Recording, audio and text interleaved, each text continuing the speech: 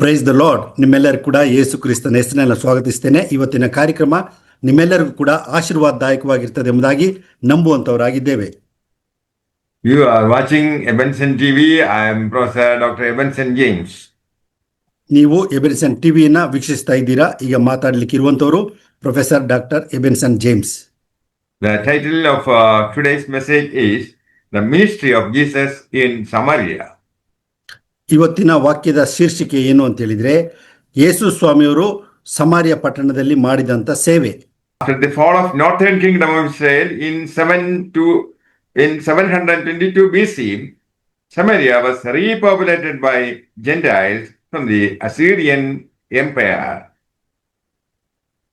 ಯೇಸು ಕ್ರಿಸ್ತನ ಸೇವಾ ಜೀವಿತದಲ್ಲಿ ಈ ಒಂದು ಉತ್ತರ ಸಮಾರ್ಯ ಪಟ್ಟಣದ ಈ ಒಂದು ಇಸ್ರೇಲ್ ರಾಜ್ಯವು 722ನೇ ಒಂದು ಕ್ರಿಸ್ತ ಪೂರ್ವದಲ್ಲಿ ಅದು ಒಂದು ಅಸಿರಿಯಾ ಎಂಬಂತ ಅನ್ಯ ದೇಶದವರ ಕೈಯಲ್ಲಿ ಅದು ಆಳಲ್ಪಡ್ತಾ ಇತ್ತು. They intermarried with Jews and formed the Samaritans. ಅವರು ಯಹೂದ್ಯರು ಸಮಾರ್ಯರೊಟ್ಟಿಗೆ ಮದುವೆಯಾಗಿ ಅವರು ಒಂದು ಮಿಶ್ರ ರೂಪದ ಒಂದು ಜನಾಂಗವಾದರು. They adopted a mixed religion. ಅವರು ಒಂದು ಹೊಸ ರೀತಿಯ ಒಂದು ಧರ್ಮವನ್ನು ಅವರು ಆಚರಿಸಲಿಕ್ಕೆ ಪ್ರಾರಂಭ ಮಾಡಿದ್ರು. The Jews would not accept them because they were not fully Jews, and the Assyrians would not accept them because they were not fully Assyrians. ಯಹೂದ್ಯರು ಅವರನ್ನು ಒಪ್ಪಿಕೊಳ್ಳಲಿಲ್ಲ. ಕಾರಣ ಏನಂದ್ರೆ ಅವರು ಅವರೊಟ್ಟಿಗೆ ಮದುವೆಯಾಗಿದ್ರು, ಹಾಗೂ ಅಸಿರಿಯದವರು ಕೂಡ ಅವರನ್ನು ಒಪ್ಪುತ್ತಾ ಇರಲಿಲ್ಲ, ಯಾಕೆಂದ್ರೆ ಅವರು ಯಹೂದ್ಯರಾಗಿದ್ರು. In fact, Samaritans were a lost people group. ಈ ಒಂದು ಸಮಾರ್ಯ ಜನರು ಅವರು ಒಂದು ಕಡೆಯ ಒಂದು ಜನಾಂಗವಾಗಿದ್ದರು. Samaria was a small territory rejected by everybody else. ಈ ಒಂದು ಸಮಾರ್ಯ ಪಟ್ಟಣವು ಎಲ್ಲರೂ ಕೂಡ ತಿರಸ್ಕರಿಸಲ್ಪಟ್ಟಂತ ಒಂದು ಸಣ್ಣ ಪಟ್ಟಣವಾಗಿತ್ತು. The Jews would never take the route through Samaria to go to Galilee. ಯಹೂದ್ಯರು ಯಾವತ್ತೂ ಕೂಡ ಈ ಗಲಿಲಾಯಕ್ಕೆ ಹೋಗುವಾಗ ಅವರು ಸಮಾರ್ಯದ ಮಾರ್ಗವಾಗಿ ಹೋಗುತ್ತಲೇ ಇರಲಿಲ್ಲ. They would take other routes even if they had to travel few more days just to avoid Samaritans. ಅವರು ದೂರ ಪ್ರಯಾಣ ಸುತ್ತುವಲು ಬಳಸ್ಕೊಂಡು ಹೋದ್ರು ಕೂಡ ಅವರು ಆ ಒಂದು ಸಮಾರ್ಯ ಪಟ್ಟಣದ ಮೇಲೆ ಮಾತ್ರ ಅವರು ಹಾದು ಹೋಗುತ್ತಿರಲಿಲ್ಲ.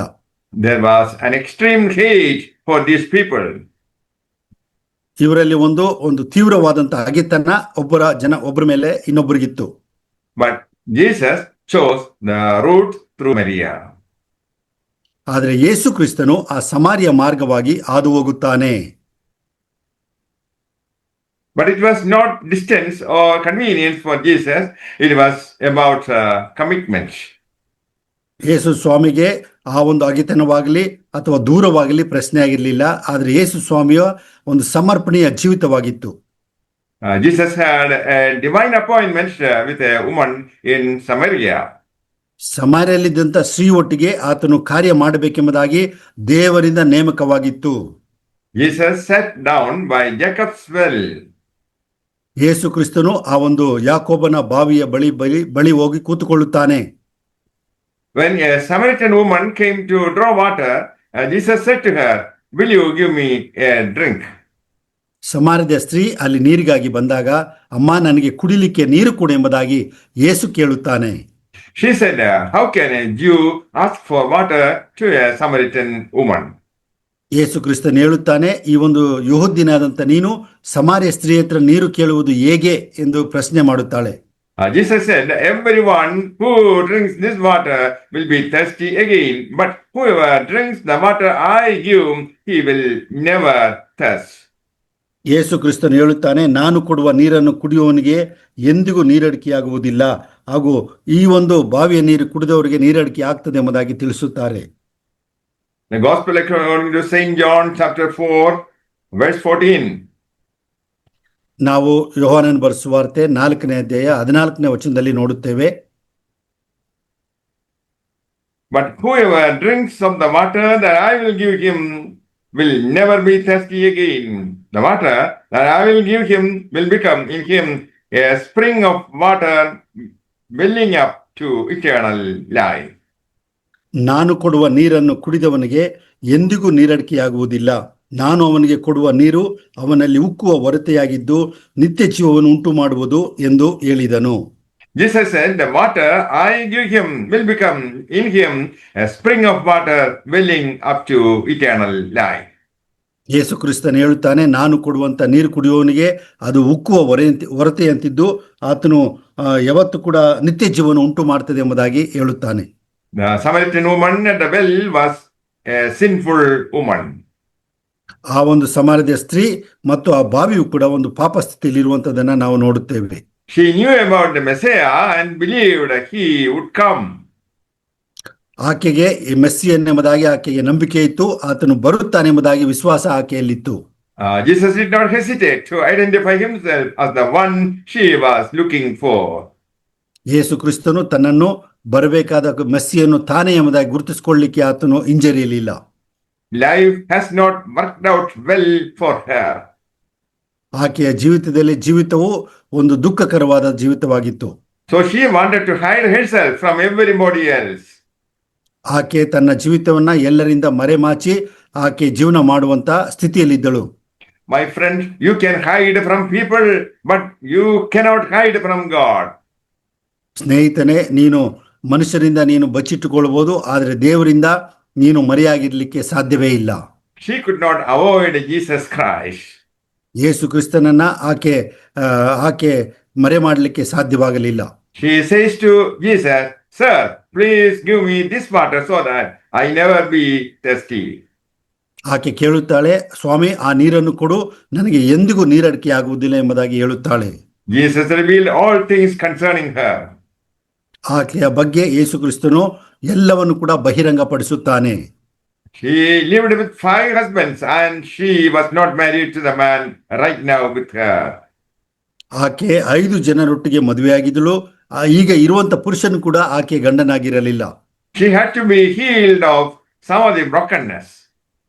ಆಕೆಯಲ್ಲಿದ್ದಂತ ಆ ಒಂದು ಮುರಿಯಲ್ಪಟ್ಟಂತ ಜೀವಿತದಿಂದ ಆಕೆ ಗುಣ ಹೊಂದಬೇಕಾಗಿತ್ತು. She had to admit the brokenness that is still in her life. ಆಕೆ ಜೀವಿತದಲ್ಲಿ ಕುಗ್ಗಿ ಹೋದಂತದನ್ನ ಆಕೆ ಅರಿಕೆ ಮಾಡಿಕೊಳ್ಳುತ್ತಾಳೆ. She had been drinking from broken vessels, wrong sources. ಆಕೆ ಆ ಒಂದು ಮುರಿಯಲ್ಪಟ್ಟಂತ ಪಾತ್ರೆಗಳಿಂದ ನೀರನ್ನು ಕುಡಿತಾ ಇದ್ಲು, ಹಾಗೂ ಆ ಒಂದು ಮೂಲ ಕೂಡ ಅದು ಕೆಟ್ಟದಾಗಿತ್ತು. She could not find the right relationship and satisfaction in her life. ಆಕೆಯ ಜೀವಿತದಲ್ಲಿ ಸರಿಯಾದಂತ ಸಂಬಂಧ ಹಾಗೂ ತೃಪ್ತಿ ಇರಲಿಲ್ಲ.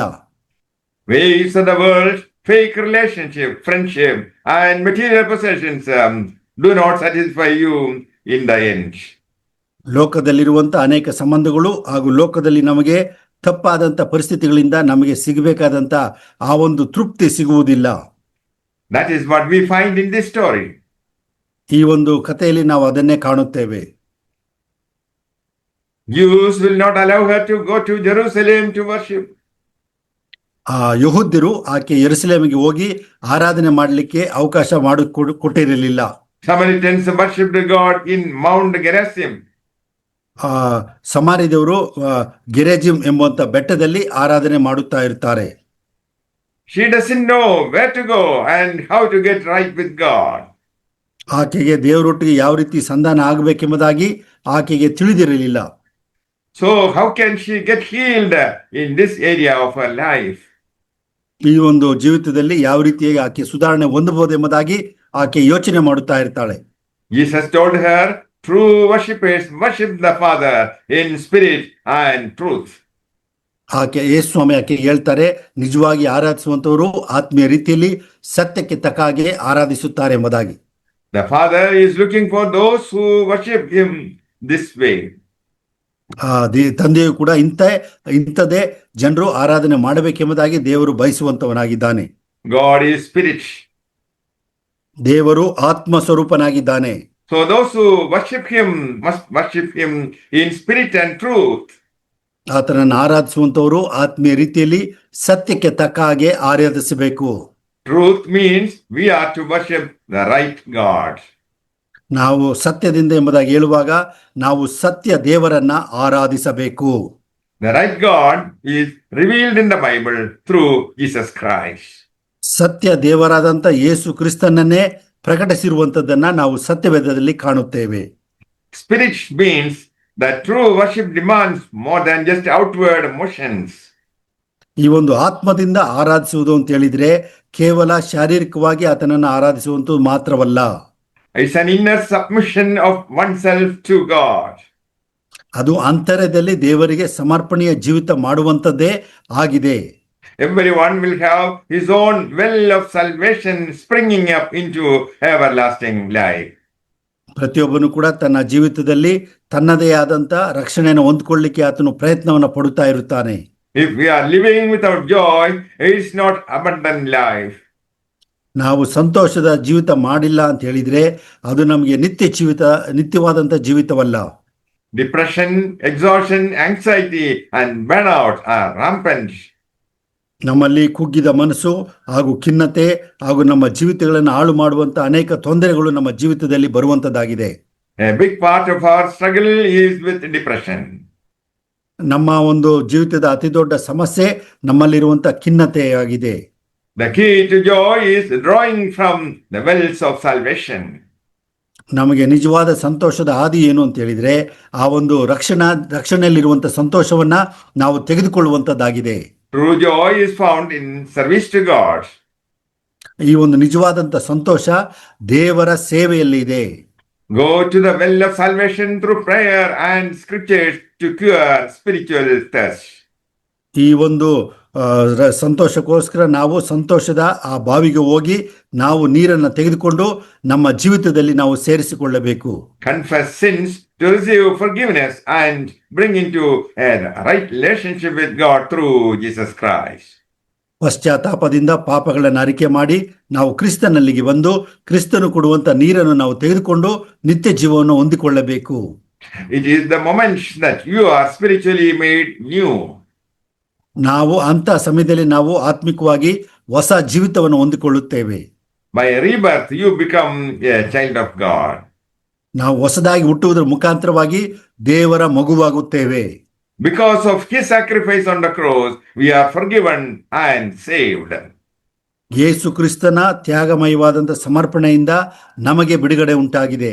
You receive salvation by believing in Jesus and accepting him as your Lord and Savior. ನಿಜವಾದಂತ ರಕ್ಷಣೆ ಆತನನ್ನು ನಂಬುವುದರಿಂದ ಆತನನ್ನು ಒಡೆಯನೆಂದು ಅಂಗೀಕಾರ ಮಾಡಿಕೊಳ್ಳುವುದರಿಂದ ನಮಗೆ ಸಿಗುವಂತದ್ದಾಗಿದೆ. May the Lord bless you all with these words. Amen. ಈ ಒಂದು ವಾಕ್ಯಗಳಿಂದ ದೇವರು ನಿಮ್ಮೆಲ್ಲರನ್ನ ಆಶೀರ್ವದಿಸಲಿ. ಆಮೆನ್. ಪ್ರಾರ್ಥನೆ ಮಾಡಿಕೊಳ್ಳೋಣ. ಕೃಪೆಯಲ್ಲಿ ಐಶ್ವರ್ಯವುಳ್ಳಂತ ಪರಲೋಕ ತಂದೆಯಾದ ದೇವರೇ, ಆತ್ಮ ಸ್ವರೂಪನೇ, ಸತ್ಯ ಸ್ವರೂಪನೇ ಹಾಗೂ ಸ್ವಾಮಿ ಸಮಾರ್ಯ ಸ್ತ್ರೀ ಬಳಿ ಹೋಗಿ ಸ್ವಾಮಿ ಆಕೆಗೆ ನಿತ್ಯ ಜೀವದ ರಕ್ಷಣೆಯ ಹಾಗೂ ಆನಂದವನ್ನು ದಯಪಾಲಿಸಿದಾತನೇ ನಾವು ನಿನಗೆ ಸ್ತೋತ್ರ ಮಾಡುತ್ತೇವೆ. ಆನಂದ ನಿಧಿ ನೀನಾಗಿದ್ದಿ, ರಕ್ಷಣಾ ಕರ್ತ ನೀನಾಗಿದ್ದಿ, ಹಾಗೂ ಸ್ವಾಮಿ ಉಕ್ಕಿ ಹರಿಯುವಂತ ನೀರನ್ನು ಕೊಡುವಂಥವು ನೀನಾಗಿದೆ. ಅದಕ್ಕಾಗಿ ಸ್ತೋತ್ರ. ನಿನ್ನನ್ನು ಆರಾಧಿಸ್ತೇವೆ, ಘನಪಡಿಸ್ತೇವೆ, ಸ್ತುತಿಸುತ್ತೇವೆ. ಸ್ವಾಮಿ ನಿನ್ನ ಬಳಿ ಬರುವವರನ್ನು ನೀನು ಎಂದಿಗೂ ತಳ್ಳಿ ಬಿಡುವುದಿಲ್ಲ. ಅದಕ್ಕಾಗಿ ಸ್ತೋತ್ರ. ನಿಜವಾದಂಥ ರಕ್ಷಣೆ, ನಿಜವಾದಂಥ ಒಂದು ರಕ್ಷಣೆಯ ಆನಂದ ನಮಗೆ ಕಲ್ವರಿಯಲ್ಲಿ ದೊರಕಿದೆ. ಅದಕ್ಕಾಗಿ ಸ್ತೋತ್ರ. ಅದನ್ನು ನಾವು ಸ್ವೀಕರಿಸಿಕೊಂಡು ನಿನ್ನನ್ನು ಹಿಂಬಾಲಿಸುತ್ತಾ ಸ್ವಾಮಿ ನಿನ್ನ ಸೇವೆಯಲ್ಲಿ ನಾವು ಆನಂದಿಸುವಂತೆ ನೀನು ನಮ್ಮ ನಡೆಸಬೇಕಾಗಿ ಪ್ರಾರ್ಥಿಸ್ತೇವೆ. ಈ ವಾಕ್ಯ ಕೇಳಿದ ಪ್ರತಿಯೊಬ್ಬರ ಹೃದಯದಲ್ಲಿ, ಜೀವಿತದಲ್ಲಿ, ಕುಟುಂಬದಲ್ಲಿ ನೀನು ಆಶೀರ್ವದಿಸು, ಬಲಪಡಿಸು, ಎಲ್ಲ ಕೊರತೆಗಳು ನೀಗಿಸು. ಯೆಹೋವನು ನನಗೆ ಕುರುಬನು, ಕೊರತೆ ಪಡೆನೆ ಎಂಬ ವಾಕ್ಯದಂತೆ ನಡೆಸಿಕೊಡಬೇಕಾಗಿ ಈ ಪ್ರಾರ್ಥನೆಯನ್ನು ನಮ್ಮ ಪ್ರಭು ರಕ್ಷಕನಾದಂಥ ನಜರೇತಿನ ಯೇಸು ಸ್ವಾಮಿಯವರ ಹೆಸರಿನಲ್ಲಿ ಬೇಡಿಕೊಳ್ಳುತ್ತೇವೆ. ಆಮೆನ್. ದೇವರ ಆಶೀರ್ವಾದ ಹೊಂದಿಕೊಳ್ಳೋಣ. ನಮ್ಮ ತಂದೆಯಾದ ದೇವರ ಪ್ರೀತಿಯು, ನಮ್ಮ ರಕ್ಷಕನಾದ ಯೇಸು ಕ್ರಿಸ್ತನ ಕೃಪೆಯು, ಪವಿತ್ರಾತ್ಮನ ಸಹವಾಸವು ನಮ್ಮೆಲ್ಲರೊಂದಿಗೆ ನಿತ್ಯ ನಿರಂತರವಾಗಿ ನೆಲೆಯಾಗಿರಲಿ. ಆಮೆನ್.